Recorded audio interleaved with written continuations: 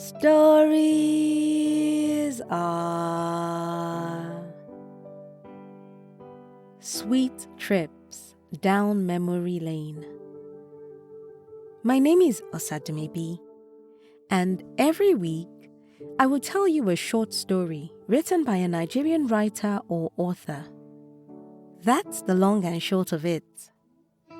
So without much ado, this week's story is by Onyinye Kalu, and it's titled Mallam's Shop.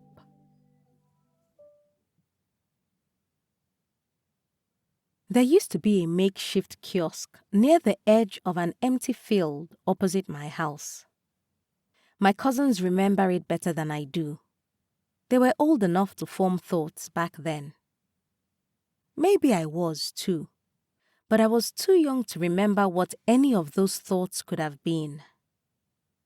After we had been given permission to go buy something from the Mallam's shop, one of them would take my hand, small in their bigger palms.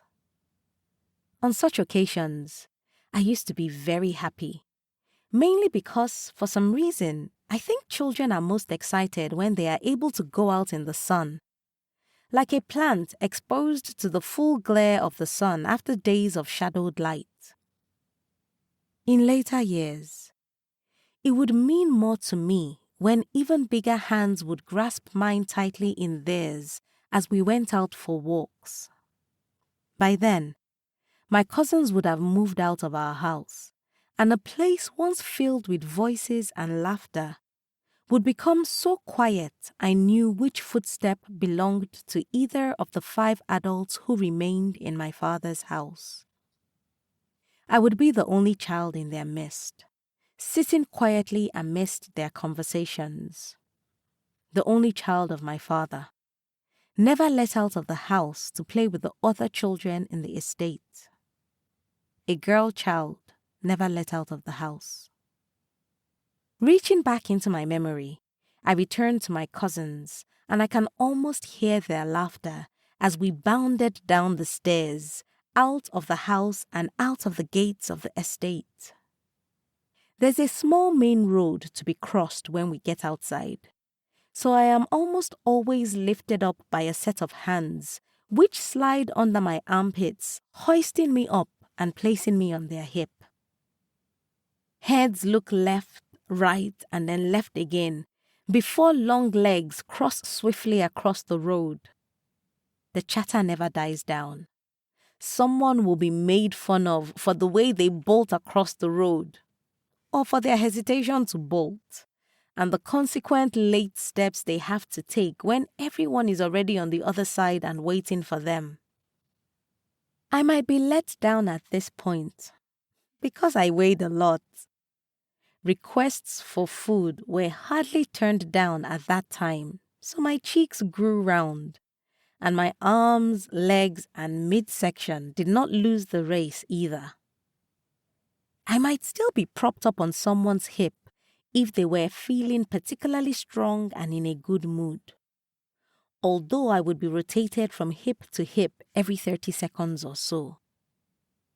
Their accents would change when we got to the shop.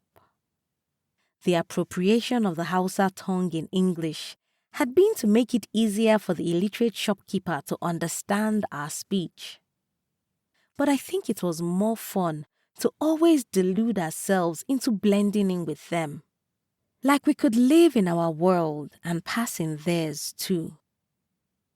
I would be plunked on a chair while they went about haggling the price of every sweet they pointed at, touched, or picked up, like we did not already know the cost or that we didn't buy them almost every day. It was an aspect of the Nigerian culture we were eager to be immersed in. To watch mothers knock down the prices of items a good 500 naira below what was originally stated by the trader. It was just sweets for us, but we still managed to get it done.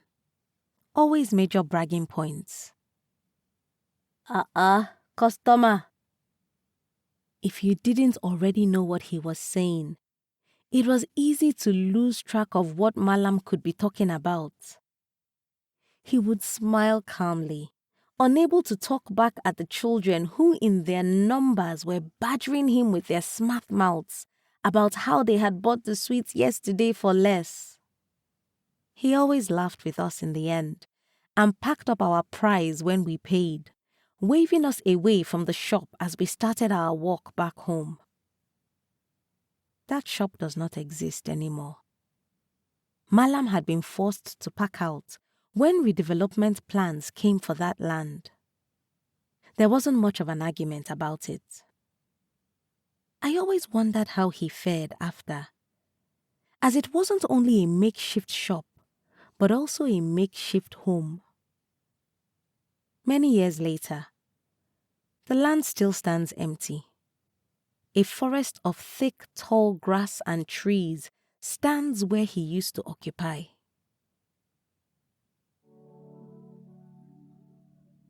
Onyinye Kalu is a writer who resides in Abuja. She writes to explore the depths of her being and to understand the unique experiences which shape our lives.